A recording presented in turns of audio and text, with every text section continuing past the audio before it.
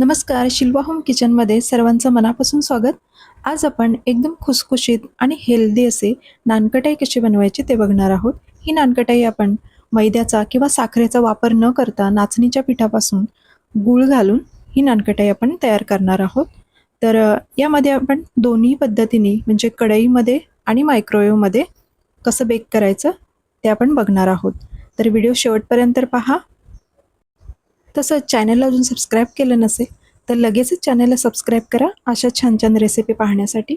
चला तर मग रेसिपीला सुरुवात करूया. इथे मी एका बाउलमध्ये पाव कप किसून घेतलेलं गूळ घेतलंय आणि त्यामध्येच पाव कप वितळवून घेतलेलं तूप घेतलंय आणि हे व्यवस्थित मिक्स करून घ्यायचे.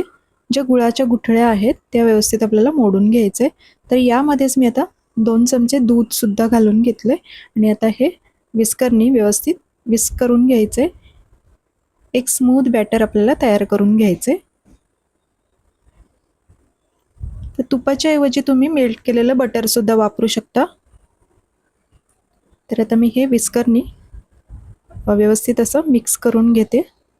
तर बघू शकता अशा पद्धतीचं आपल्याला हे मिश्रण तयार करून घ्यायचं आहे आणि हे तयार झालेलं आहे. यामध्ये आपण पीठ ॲड करू.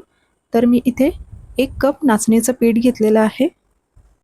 ही नानकटाई अगदी खुसखुशीत होण्यासाठी आपण इथे 1 टेबलस्पून रवा वापरलेला आहे. जाड किंवा बारीक कोणताही वापरू शकता.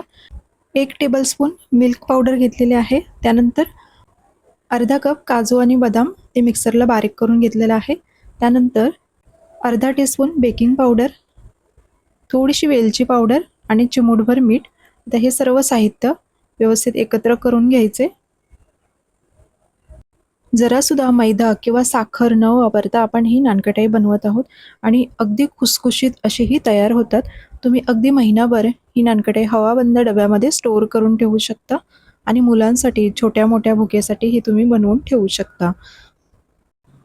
आता हे मिश्रण मी हाताने व्यवस्थित मिक्स करून घेतलंय आणि थोडंसं कोरडं वाटतंय यासाठी आपण इथे 1 ते 2 चमचे दूध वापरलंय.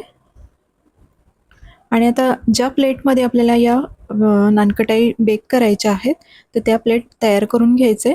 तर प्लेटला आपण थोडंसं तूप लावून घेतलेलं आहे आणि आता आपण नानकटाई बनवायला सुरुवात करूया.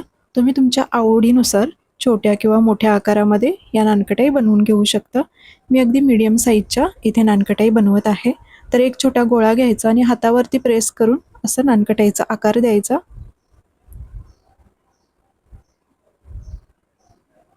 बघू शकता अशा पद्धतीने आपण ही नानकटाई बनवून घ्यायची आणि बाजूच्या ज्या कडा आहेत त्या व्यवस्थित करून घ्यायच्या. हाताने वरून थोडंसं प्रेस करून घ्यायचं आणि बघू शकता अशा पद्धतीने आपण ही नानकटाई बनवून घेतलेली आहे. तर सारख्याच पद्धतीने आपण या सगळ्या मिश्रणाच्या नानकटाई बनवून घेऊया आणि एक प्लेट मी मायक्रोवेव्हमध्ये बेक करणार आहे. मायक्रोवेव्ह कन्व्हेक्शन मोडमध्ये प्रीहीट करून घ्यायचं आणि नंतर 20 मिनिटाचं टायमिंग लावून ही नानकटाई बेक करून घ्यायचे. तसंच आपण गॅसवरती कढईमध्ये सुद्धा एक प्लेट बेक करणार आहोत. तर त्यासाठी कढई प्रीहीट करण्यासाठी ठेवलेली आहे. मध्यम गॅसवरती कढईवरती झाकण देऊन 10 ते 15 मिनिटासाठी गरम होण्यासाठी ठेवून द्यायची. तोपर्यंत आपल्या या नानकटाई सगळ्या बनवून होतात. तर बघू शकता तुम्ही या सगळ्या नानकटाई आपल्या तयार झालेल्या आहेत. आता यावरती आपल्याला ड्रायफ्रूट्स लावून घ्यायचे आहेत.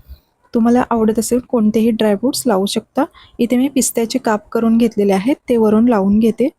यामुळे नानकटाई दिसायला खूप सुंदर दिसतात. तर अशाच पद्धतीने मी सगळ्या नानकटाईवरती पिस्त्याचे काप लावून घेते आणि या प्लेट सगळ्या तयार झालेल्या आहेत. आता कढईमध्ये एक प्लेट मी ठेवून देते. ही सुद्धा आपल्याला 20 ते 25 मिनिटासाठी बेक करून घ्यायची आहे. 20 मिनिटापर्यंत झाकण उघडायचं नाही. 20 मिनिटानंतर तुम्ही चेक करू शकता. जर का व्यवस्थित बेक झालेलं नसेल खालच्या बाजूला एक नानकटाई उचलून बघायचं. व्यवस्थित कलर आला असेल तर समजायचं की आपली नानकटाई तयार झालेली आहे. आणि बघू शकता मला 25 मिनिटं लागलेली आहेत आणि लगेचच या नानकटाई काढायच्या नाहीत. थोडा वेळ थंड होऊ द्यायचं. 15 ते 20 मिनिटं अशाच थंड होऊ द्यायच्या नंतरच चेक करायच्या. तर बघू शकता या आपल्या कढईमध्ये बेक केलेल्या नानकटाई आणि अगदी व्यवस्थित बेक झालेल्या आहेत. तसंच मायक्रोवेव्हमध्ये बेक केलेल्या नानकटाईसुद्धा छान बेक झालेल्या आहेत. तर मी एक तुम्हाला तोडून दाखवते. तर ही आपण कढईमध्ये बेक केलेली आहे. बघू शकता एकदम खुसखुशीत आणि चवीला सुद्धा खूप छान लागतात. तुम्ही नक्की ट्राय करून बघा. तुम्हाला नक्की आवडतील याची मी तुम्हाला खात्री देते. तर आपल्या सगळ्या नानकट्या तयार झालेल्या आहेत आणि या मस्त हवाबंद डब्यामध्ये तुम्ही 15 ते 20 दिवस किंवा महिनाभर ठेवू शकता. तर आजची रेसिपी तुम्हाला कशी वाटली? व्हिडिओ आवडली तर व्हिडिओला लाईक नक्की करा. चॅनलला अजून सबस्क्राईब केलं नसेल तर लगेचच चॅनलला सबस्क्राईब करा आणि व्हिडिओ शेवटपर्यंत पाहिल्याबद्दल खूप खूप धन्यवाद. पुन्हा एकदा भेटू अशाच एका नवीन रेसिपीसोबत. Thank you.